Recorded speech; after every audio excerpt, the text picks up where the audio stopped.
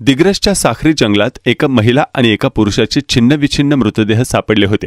त्यानंतर स्थानिक गुन्हे शाखेच्या पथकाने तपास केला असता पोलीस तपासात समोर आले की या दोघांची हत्या अनैतिक संबंधामुळे करण्यात आली होती। मृतांची नावे वर्षा धनराज गिरे आणि आकाश बल्लाल अशी आहेत।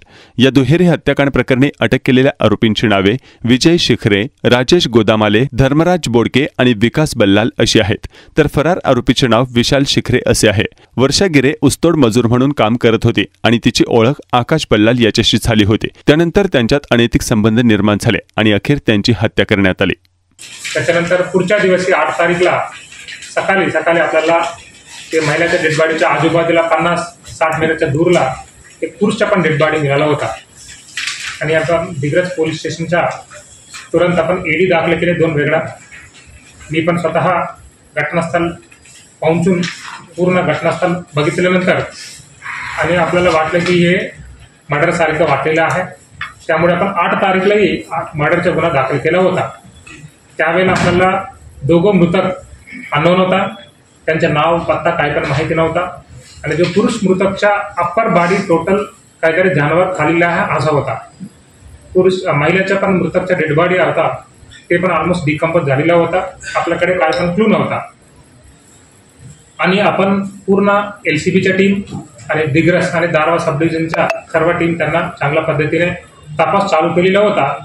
त्या दरम्यान आपण पूर्ण म्हणजे त्यांच्या जो बॉडीवर मिळालेले आयटम्स, फोटोज, कपडे सर्व आपण एक शोध पत्रिका तयार करून व्हायरल केलेला होता।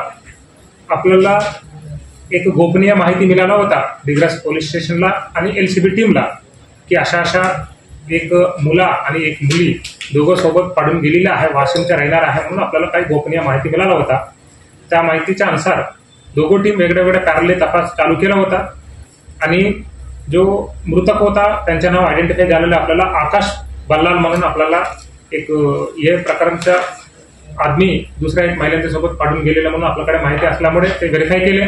आपल्याकडे काही तांत्रिकचा पण काही सॉफ्टवेअर होता त्याच्यामध्ये पण आपण व्हेरीफाय केले।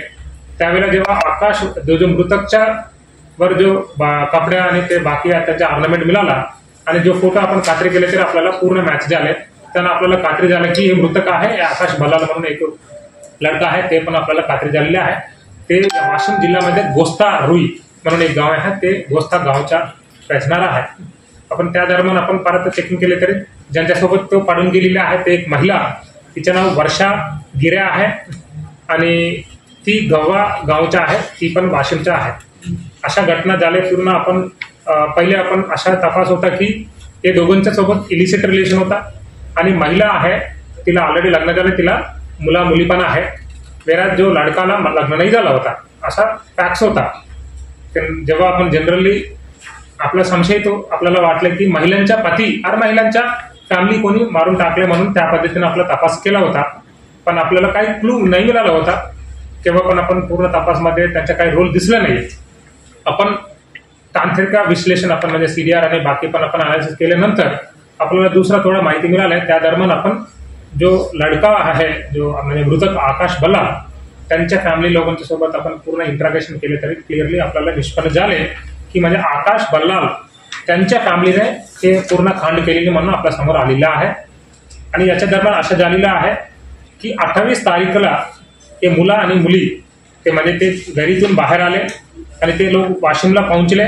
त्याच्यानंतर 29 तारीखला रात्री दोघं मृतक ते वाशिमतून पुण्याला पोहोचला होता, पुण्याला निघाले आणि 30 तारीखला पुण्याला पोहोचला होता आणि तिथे पुण्याला त्यांच्या म्हणजे मृतकाचा एक मामा पण आहे आणि मृतकाचा भाऊ, दोन भाऊ म्हणजे एक सख्या भाऊ आहे, एक कझिन आहे, ते पण त्याच्यानंतर गेलेले आहे। तिकडे ते लोक चर्चा केले म्हणजे जो मृतकाचा म्हणजे लडकाचा मृत म्हणजे जो आकाश आहे मृतक त्यांच्या मामाचं नाव आहे विशाल शिकारे।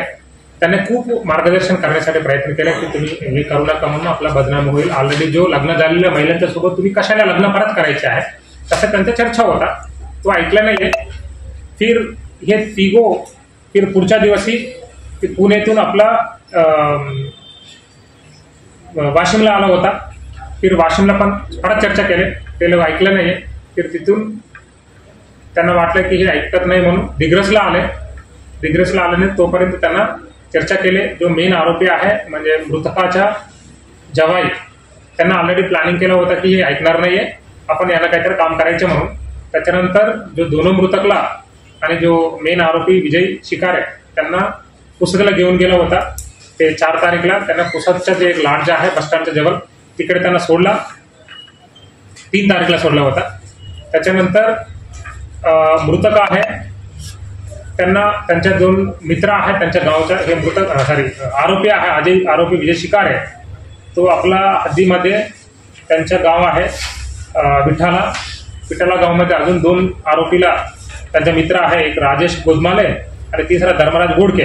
हे दोघांना पण सांगितले तुम्ही रेडी राहा म्हणून. आणि राजेश गोदमालेला सांगितले तुम्हाला 10,000 आम्ही देणार आहे आणि तुम्ही दोघं दारीतून रेडी राहा, आज रात्री आपल्याला एक काम करायचं म्हणून ते डिसाईड केलेला होता.